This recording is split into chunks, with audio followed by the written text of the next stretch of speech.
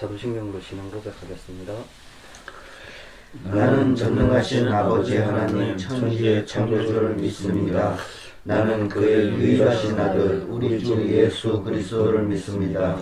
그는 성령으로 잉태되어 동정녀 마리아에게서 나시고 본디오 빌라도에게 고난을 받아 십자가에 못 박혀 죽으시고 장사된 지 사흘 만에 죽은 자 가운데서 다시 살아나셨으며 하늘에 오르시어 전능하신 아버지 하나님 우편에 앉아 계시다가 거기로부터 살아있는 자와 죽은 자를 심판하러 오십니다.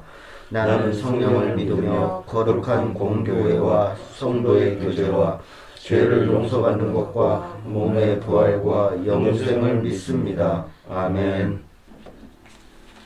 찬송 342장 부르겠습니다.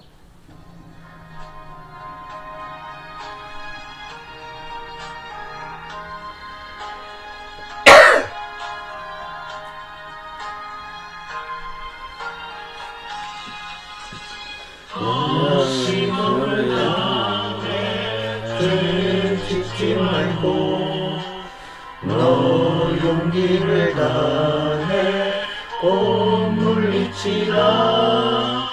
너 시험을 이겨 새 힘을 얻고 주 예수를 믿어 늘 승리하라. 우리의 힘과 그의 위로를 빌라. 주님의 편에 서서 항상 도우시리.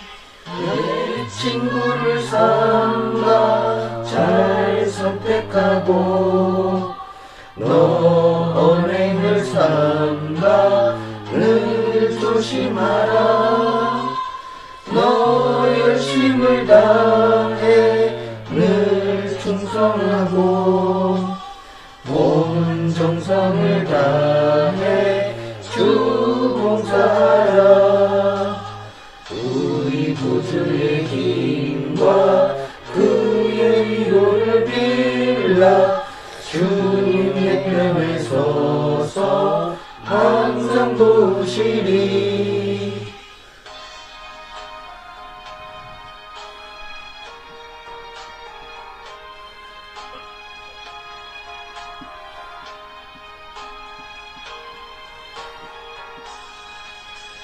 잘 이기는 자는 상 받으리니 너 낙심치 말고 늘 전진하라.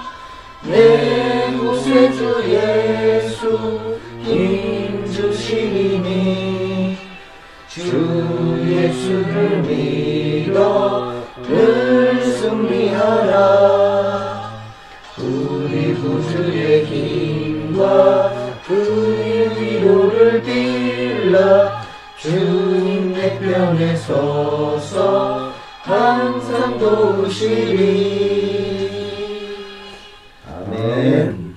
나눔을 시작하기 전에 먼저 성경 구절 한 구절 보겠습니다. 마태복음 7장 12절 말씀. 마태복음 7장 12절 말씀입니다. 네, 다 찾으셨으면 네, 짧으니까 같이 읽도록 하겠습니다. 그러므로 무엇이든지 남에게 대접을 받고자 하는데도 너희도 남을 대접하라. 이것이 율법이요 선지자니라. 아멘. 오늘의 나눔이 제목은 받고 싶다면입니다. 원래는 준비할 때 이 제목이 아니고 다른 제목이었는데요. 뭐 거울 속에 있는 나를 봐라 이런 제목이었는데 이 제목으로 나눔한다면 혹시 다른 사람들에게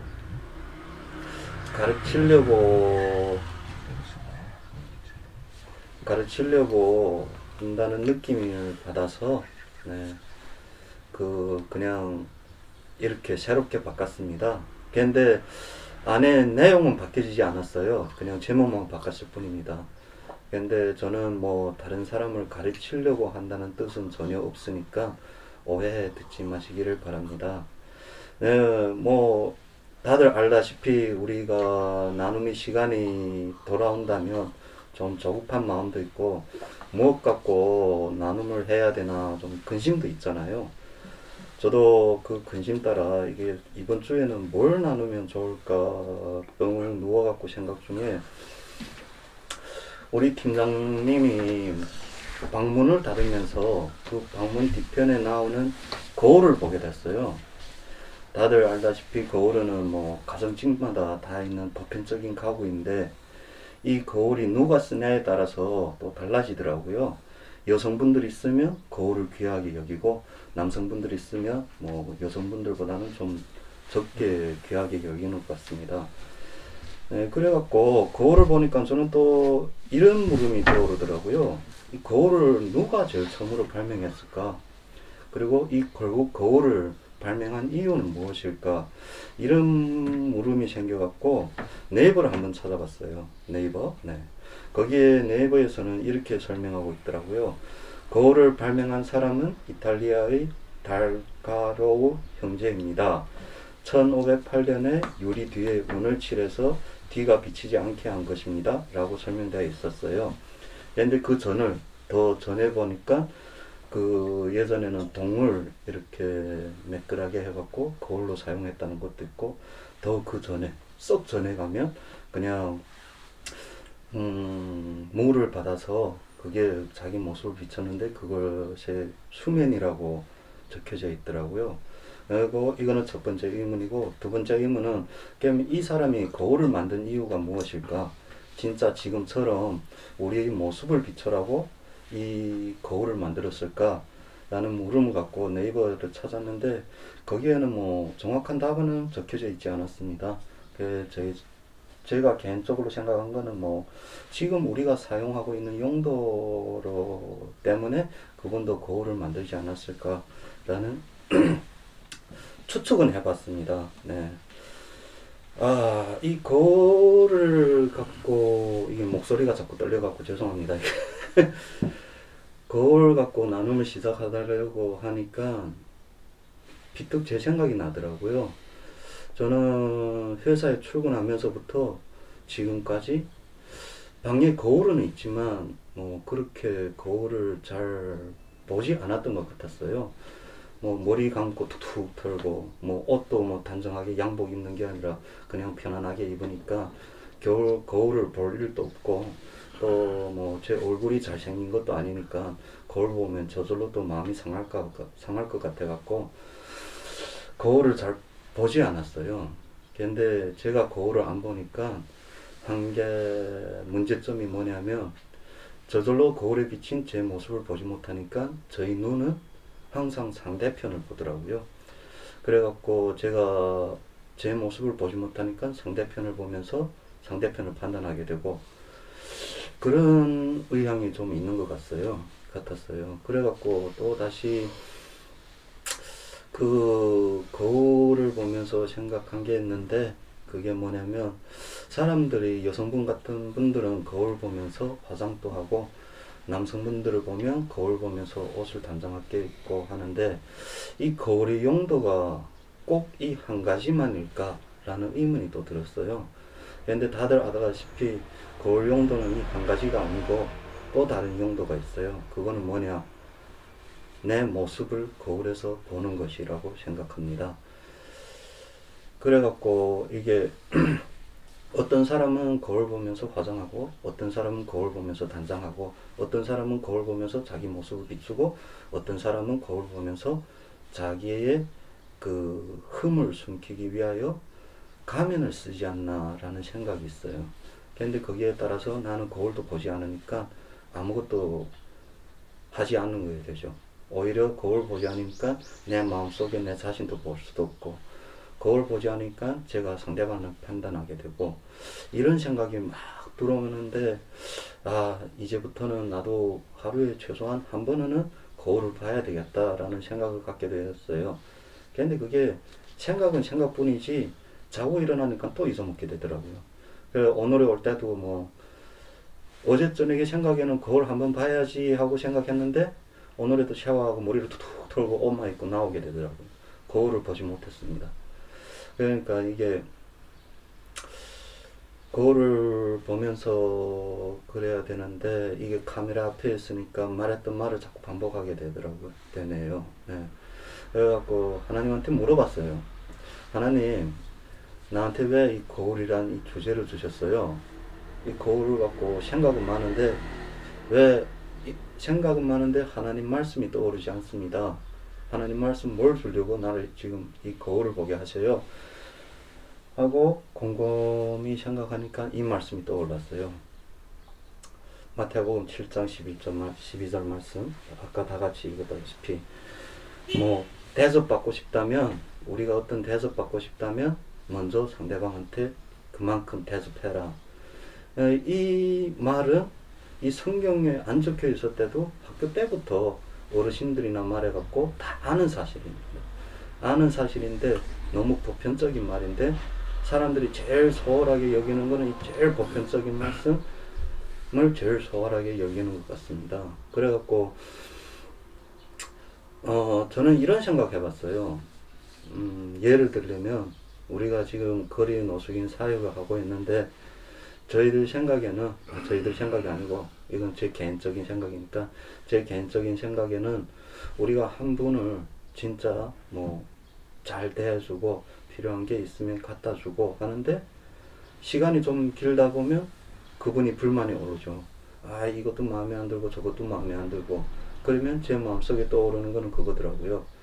아, 내가 너를 이만큼 대해주는데 너는 왜 감사한 줄도 모르고 왜 자꾸 불평불만만 이렇게 하냐. 이런 생각도 뭐 한두 번 든 것도 아니고 여러 번 들었는데 오늘 이 말씀을 읽으면서 제가 생각한 거는 좀 다르게 됐어요. 아, 나는 이분한테 그냥 필요한 것도 주고 잘 대해준다고도 생각하지만 받는 사람 이 사람 입장에서는 진짜 자기가 필요한 게 아니고 이 사람 보기에는 내가 그 사람한테 주는 게 그냥 형식적일 걸 수도 있겠다. 이 사람이 감사해야 되는 게 아니라 그 감사는 내가 바라는 게겠다 하는 생각이 들었어요. 그래갖고 이 사람 생각을 바꾸려면 어떻게 해야 되나 라는 물음을 갖고도 생각해 보게 됐는데 그거는 또 이런 마음이 들더라고요. 우리가 뭘 한데 갖고 이분이 꼭 감사해야 되는 것이 아니라 이분이 감사해야 할 만큼만한 일을 우리가 해야 되겠다는 마음이 들었어요. 어떻게 보면 지금 교회하고 마찬가지라고 생각합니다. 지금 교회는 다 하나님 말씀을 믿고 하나님 말씀대로 한다고 하지만 이 세상 사람한테 비추는 그 모습은 전혀 그런 게 아니었어요. 저도 돌아다니면서 왜 교회 안 다니냐는 말을 물어봤는데 그분들의 말은 이 한 가지더라고요. 교회 가서 상처받았다. 교회가 교회 같지 않다. 그런데 나도 교회 다니는 한 사람으로서 나도 어떤 때는 교회 가면 상처받는데 이분들이 안 받겠냐 라는 이런 생각도 들고 또 혹시 이분들이 마음을 바꾸려면 뭐 예전에는 교회 전체가 잘해야 된다고 생각했지만 교회 다니는 한 사람이 이분한테 진짜 하나님이 사람이란 것을 알려준다면 그게 더 이분이 마음이 바뀌지 않을까라는 생각을 해보게 됐습니다. 근데 그걸 그렇게 하려면 제 생각에는 뭐냐면 아까 거울 속에 나를 보듯이 나도 거울 보면서 나를 먼저 변화시켜야 되겠다.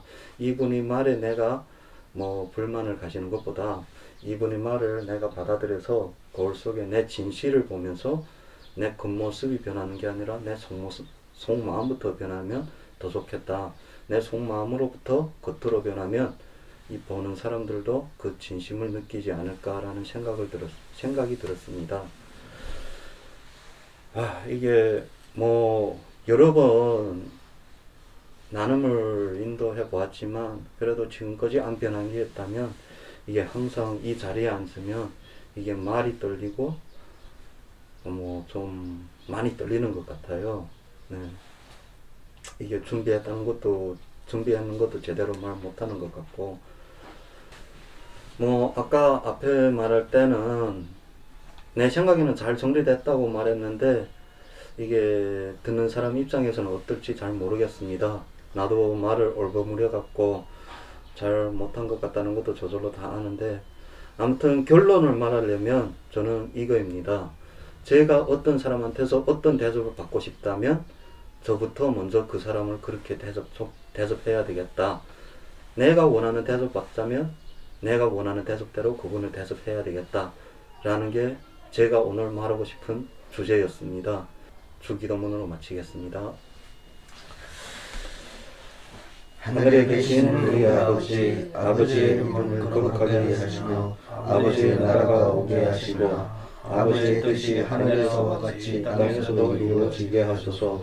오늘 우리에게 일용할 양식을 주시고 우리가 우리에게 잘못한 사람을 용서해 준 것 같이 우리 죄를 용서하여 주시고 우리를 시험에 빠지지 않게 하시고 악에서 구하소서. 나라와 권능과 영광이 영원히 아버지의 것입니다. 아멘.